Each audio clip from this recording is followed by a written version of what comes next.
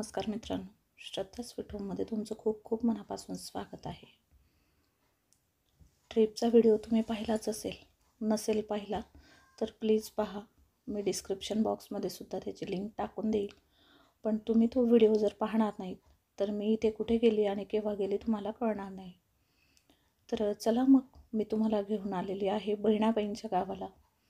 आता बहिणाबाई कोण, तर बऱ्याच जणांना प्रश्न पडेल. आणि जे माझ्या पिढीतले आहेत किंवा माझ्या बरोबरीचे आहेत आणि जे जळगाव जिल्ह्यातले आहेत तर त्यांना लगेच लक्षात येईल बहिणाबाई कोण. पण जे बाहेरचे लोक असतील किंवा माझ्या मुलांच्या बरोबरीचे असतील तर त्यांना बहिणाबाई म्हणजे कोण हे लवकर लक्षात येणार नाही. तर जळगाव जिल्ह्याची एक शान म्हणून बहिणाबाईंकडे पाहिलं जातं.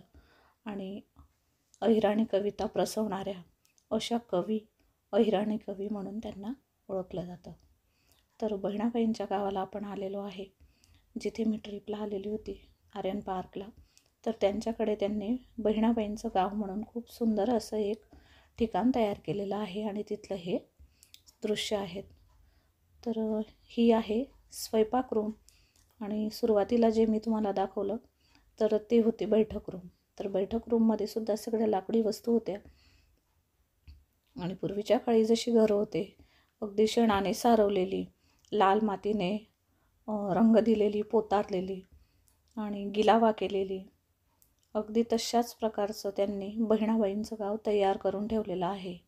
आणि सगळ्या जुन्या काळातल्या ज्या स्वयंपाकघरात असणाऱ्या वस्तू होत्या किंवा वापरण्यात येणाऱ्या वस्तू होत्या तर त्या सगळ्या अगदी जशाच्या तशा आहेत. आणि सुंदर अशी ही बैठक आहे. इथे सुंदर अशी गाणी आणि बैठक त्यांची व्हायची. आणि तबला वगैरे पण सगळं आहे. आणि पूर्वीच्या काळी मस्त गोधड्या शिवलेल्या असायच्या आणि त्याच्यावर सगळे झोपायचे. तर त्या गोधड्यासुद्धा आठवणीत तिथे ठेवलेल्या आहेत. आणि छान असे पक्ष्यांचे नावं पण ठेवलेले आहेत, दिलेले आहेत, पोस्टर लावलेले आहेत की जेणेकरून ते पक्षी पूर्वीच्या काळी आपल्या ओट्यावर येऊन बसायचे आणि त्यांना महिला धान्य टाकत असत. तर पूर्ण गाव जर म्हटला तर सगळ्या समाजाची घरंसुद्धा तिथं दिलेली आहेत. आणि प्रत्येकाचा व्यवसाय काय होता, कसा होता, अगदी छोट्या आणि अगदी लहान लहान वस्तूंमध्ये तो दर्शवलेला आहे.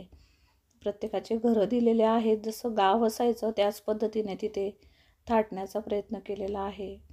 आणि अगदी छोट्या छोट्या सगळ्या वस्तू ज्या संसार उपयोगी वस्तू होत्या तर त्या सगळ्या वस्तू आहेत. चूलपासून तर उखळपासून तर जात्यापासून, अगदी खापरापासून, छोट्या मडक्यांपासून, बोळक्यांपासून अशा पद्धतीने टोपल्यांमध्ये आधी भाकरी ठेवल्या जायच्या. तर मी जास्त बडबड करत नाही, कारण की तुम्हाला जे दृश्य आहेत त्याच्यावरून तुम्हाला लगेच लक्षात येईल की किती सुंदर असा बहिणाबाईंचा गाव त्यांनी नटवलेला आहे.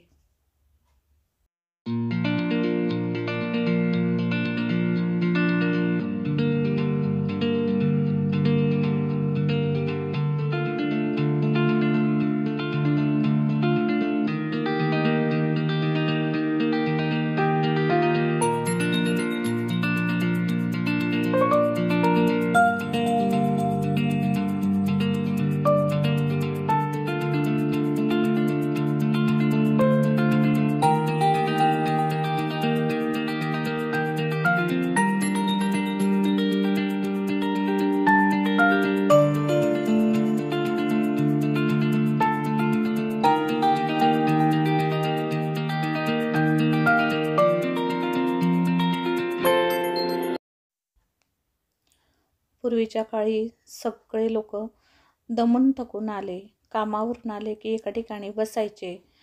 मोठमोठे चौकात ओटे होते, ओट्यांवर बसायचे. बायकासुद्धा ओट्यांवर बसायच्या आणि गप्पा करायच्या. तीसुद्धा दृश्य त्यांनी तिथे दाखवलेले आहेत. आणि अशा पद्धतीने पत्री डबे असायचे आणि डब्यांवर नावं लिहिलेले असायचे. आणि त्याच्यामध्ये ह्याच वस्तू पूर्वी पाहायला मिळायच्या, म्हणजे प्रत्येक वेगवेगळ्या प्रकारच्या डाळी, नंतर घरात येणारे कडधान्य, नंतर तुम्ही वडे, पापड जे तुम्ही सालाबादाप्रमाणे किंवा उन्हाळ्यात वाळवणाच्या ज्या वस्तू करायचो तर त्या सर्व वस्तू या अशा पत्री डब्यांमध्ये ठेवलेल्या असायच्या. आणि सगळे पत्री डबे शोधायला त्रास होईल म्हणून कोळशाने किंवा पांढऱ्या मातीच्या सहाय्याने त्याच्यावर नावं लिहिलेले असायचे. कारण की खडू हा प्रत्येक घरी असेलच असं नव्हतं. त्याच्यामुळे पांढऱ्या मातीच्या सहाय्याने किंवा कोळशाने नावं लिहिलेली असायची की जेणेकरून ते लवकर आपल्याला वस्तू किंवा जिन्नस सापडेल.